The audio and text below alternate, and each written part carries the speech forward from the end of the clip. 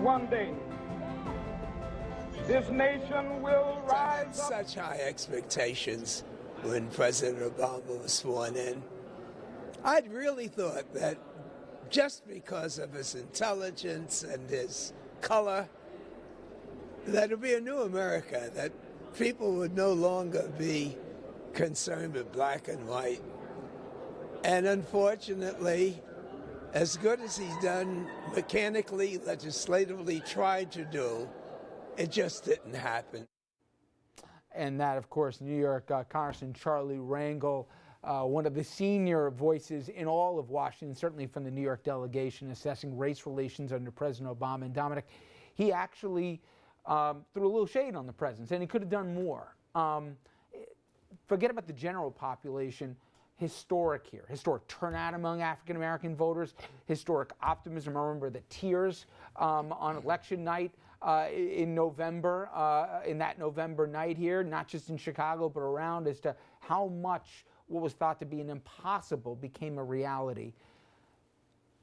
He knew that the world, America, wasn't going to change. We're going to still have some of the ugly remnants of racism in this country, but did you think it would be different by 2016? Not solved, but do you think it would have been better than it is now? Well, Richard, first of all, that was an unfair attack from Congressman Rangel. The intention is well, but you have to understand they don't really like each other, Obama and Rangel. They're of the same party, but Rangel feels that Obama should have come to his defense when he was facing his legal troubles. Politics in Washington? Yeah, politics in Washington. Yeah. So you got to understand that, number one. Number two, I knew that Obama, and I've seen this with Nelson Mandela, I saw it up close with David Dinkins as the first black mayor. If we're talking about people of color right now, they expect that the first one is going to be able to wave a magic wand and presto, all the problems, it doesn't work that way. It doesn't work that way. And so I think Obama, if you're looking at this from the color of, first of all, he's the president of all the people, not just African Americans. But if you're looking at it solely as an African American, do you know how many people would lose their homes if not for Obama's initiatives? See, he's not one of these beat on your chest type guys. You know, he doesn't get out there. He's not flamboyant and so on. Yeah, I'm not trying to do right now with the time we have, you know, the legacy of him, how good or bad a president was. Certainly there'll be time for that. But the idea was when he came in, it would usher in a new viewpoint of it. And I'm curious. I think it's better. I don't think it's great, but I think it's better. I think people are more open-minded. And I come in from it from the context of, I look through 3 kids every morning in my house, right?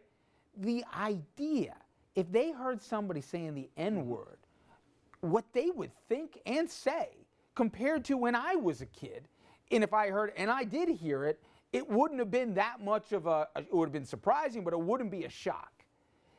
That doesn't mean everything. I'm not trying to put too much into it, but it is different. I'm not imagining that, am I? No, you're not imagining it. I guess what I want to say to that is Jackie Robinson steps up to the plate for the first time. It's a great idea. Did that change the perception of colored ball players at that particular time? No. No, and sometimes it doesn't today. And so for Barack Obama to become president, who, by the way, became president not just because of an astounding turnout of African-American voters, but because of an astounding turnout of other voters as well. So in that moment, on that day, as he made that speech, we all felt like something incredible happened, and it did, but that's not the same as saying that suddenly race relations were going to change. And if I have any issue at all with how his legacy is being perceived, it's that somehow he instigated the tension among the races. He didn't instigate it. His presidency revealed a lot of what was already there. Interesting. And from your end, Darren, do you think that, I sometimes think this needs to be viewed, the subject of race, through a generational prism. You talk to people 60 and over, forget all the PC that they want. They feel differently about this issue than people 25 to 60. And people under 25 even have a different perception than that. Am I being too optimistic, or do you think that's true? I mean, somewhat it is true. It is a generational phase. It's just funny, you mentioned, like, I look at my daughter, for example. I have an 18-year-old daughter, and I think she was, 8 years old when Barack Obama was elected. So when she was 8 years old, George Bush was the president. So I guess she sees it as we had a white guy, now we have a black guy, and then we'll have a white guy. But I definitely see it as generational. However, at the same token, we do have a lot of changes that need to be made.